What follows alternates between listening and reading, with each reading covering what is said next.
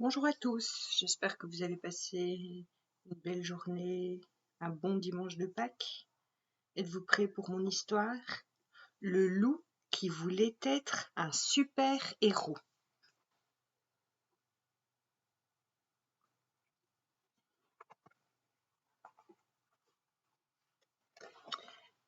Un matin, en se regardant dans son miroir, Loup eut une idée. Et s'il devenait un super-héros? Ce serait fantastique, s'écria Loup. J'aurais un joli costume, je sauverais les gens et tout le monde m'adorerait. Au fond de lui, Loup se disait aussi que sa louve chérie serait très fière de lui.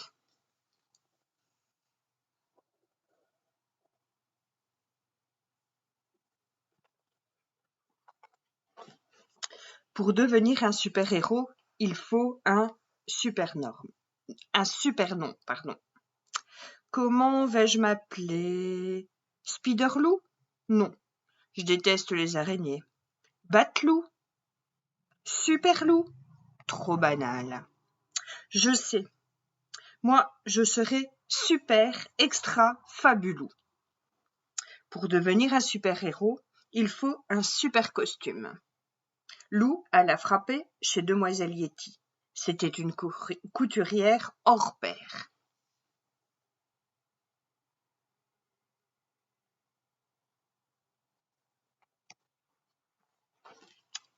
Bonjour, Titi, la salua Loup. Peux-tu me fabriquer un costume de super-héros, s'il te plaît? Toi? Un super-héros? Le taquina Demoiselle Yeti. Et quels sont tes super-pouvoirs? Loup réfléchit un moment, puis il répondit. Je ferai tellement rire les méchants qu'ils ne pourront plus se battre. Et je les vaincrai facilement. Demoiselle Yeti rigola si fort que la maison manqua de s'écrouler. Un peu inquiet, Loup se dit qu'il devait apprendre à contrôler son super pouvoir pour ne mettre personne en danger.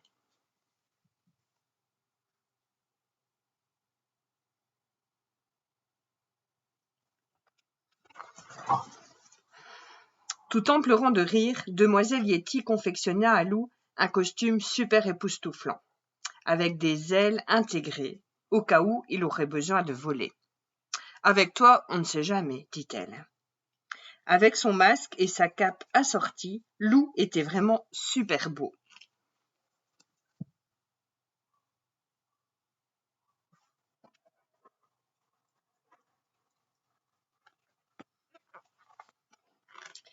Ainsi habillé, Loup partit se promener dans la forêt. Il avait hâte de voir l'effet qu'il ferait. Passé le premier virage, il se trouva nez à nez avec Gros Louis. « Salut, Loup !» fit son ami. « C'est carnaval aujourd'hui ?» « Vous faites erreur, monsieur, » répondit Loup d'une voix grave. « Je m'appelle Super Extra Fabulou et je suis un super-héros. »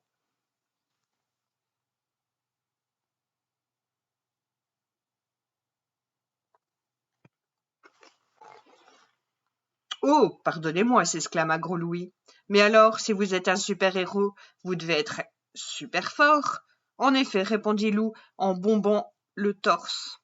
« Dans ce cas, pourriez-vous m'aider à ranger ce tas de bois? Je suis un peu faible, vous savez. » Loup trouva que Gros Louis exagérait, mais il accomplit cette première mission avec succès.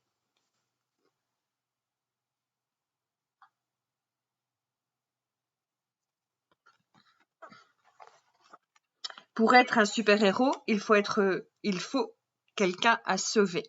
Sur son chemin, Loup aida 2 escargots à traverser, et il rendit à ses parents un oisillon tombé du nid. Tout ceci est bien gentil, se dit Loup, mais il est temps de trouver une mission digne de moi. C'est à cet instant précis qu'il entendit des cris.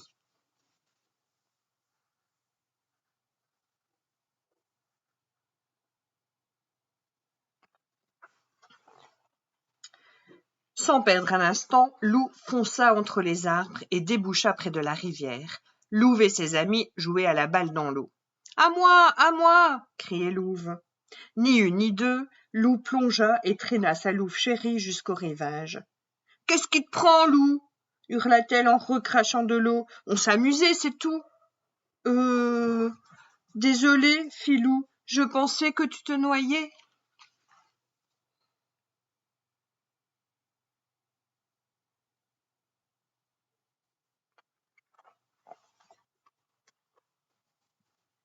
Mortifié, Lou s'éclipsa rapidement. Ce n'était pas comme cela que Lou allait être épaté.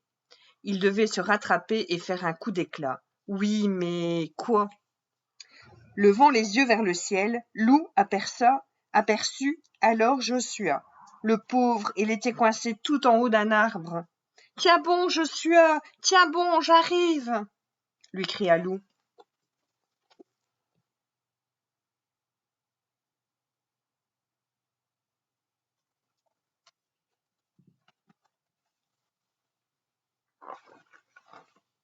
Lou s'élança à l'assaut de l'arbre, qui plia, et patatras. Les deux amis basculèrent dans le vide. Lou réussit à déplier ses ailes, un peu trop tard malheureusement. « Qu'est-ce qui t'a pris, Lou » soupira Joshua. « À cause de toi, ma nouvelle paire de jumelles est cassée. »« J'ai cru que tu étais en danger, je voulais te sauver, expliqua Lou. Je suis super extra fabulou. Super relou, tu veux dire, ronchonna Joshua.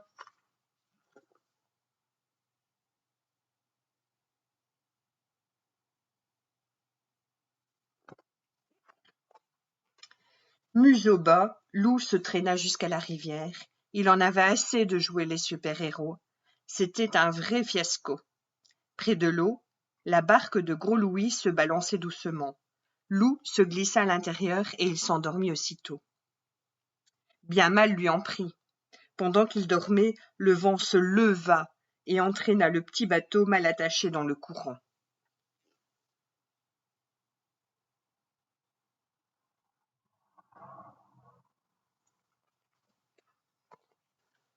Lou fut réveillé en sursaut, prise de folie, la barque tournoyait dans tous les sens. Oula! Il était dans un sacré pétrin, cette fois.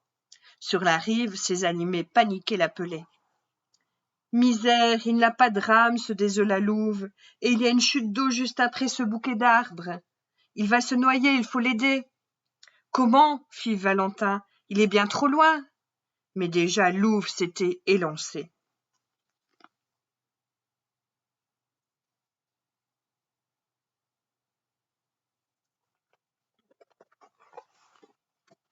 Rapide comme l'éclair, Louve fila le long de la rive. Avec agilité, elle escalada un arbre et attendit que l'embarcation passe au-dessous. Elle se laissa tomber et atterrit sur Lou. « Mais que fais-tu ici » cria Lou, ébahi. « Je viens te sauver, voyons » hurla Louve. « Allez, ramons chacun d'un côté. »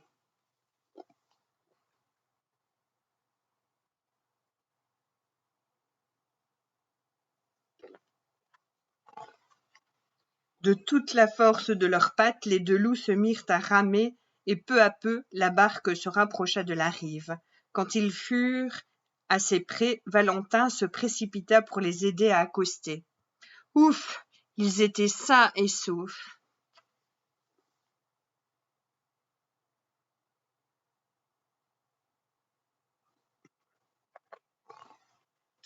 Tout penaud, Loup prit la patte de Louve. « Merci, Louve, tu m'as sauvé, murmura-t-il. Moi qui voulais être ton super-héros, c'est raté. »« Tu es mon héros à moi, c'est déjà bien assez, répondit Louve.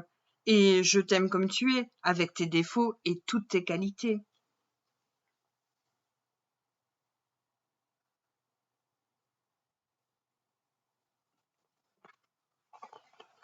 Voilà, mon histoire est terminée. À demain.